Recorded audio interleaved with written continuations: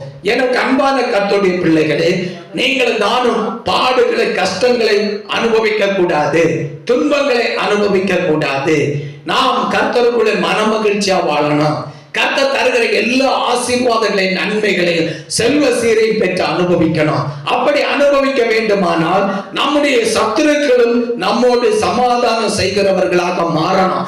நம்முடைய சத்துருக்களை நம்மோடு சமாதானம் செய்ய வைக்கிறதற்கு கர்த்தர் ஒருவராலே தான் கூடும். கர்த்தர் நம்முடைய சத்துருக்களை நம்மோடு சமாதானமாகும்படி செய்ய வேண்டுமானால் நாம் கர்த்தருக்கு பிரியமான வழியிலே நடக்கணும். அல்லேலூயா. அப்படி நடந்தால் சத்துருக்கள் நம்மோடு வந்து சமாதான உடன்படிக்கை செய்வார்கள்.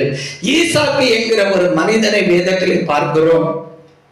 அந்த மனிதனுக்கு விரோதமாக பலவிதமான சத்துருக்கள் எழுப்பினார்கள், பகைத்தார்கள். அவன் தோண்டின துறவுகளை எல்லாம் தூர்த்து போட்டார்கள், நல்ல தண்ணீர்களை எல்லாம் நாசமாக்கி போட்டார்கள்.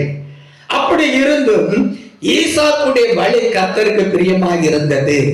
ஈசாக்கு கர்த்தருக்கு பிரியமான வழியில நடந்தான். ஆகிய கர்த்தர் வேறொரு துறவை தோண்ட வைத்து அதில் நல்ல தண்ணீரை ஆண்டவர் சுரக்க பண்ணி நல்ல தண்ணீரை ஈசாக்குக்கு கொடுத்தார்.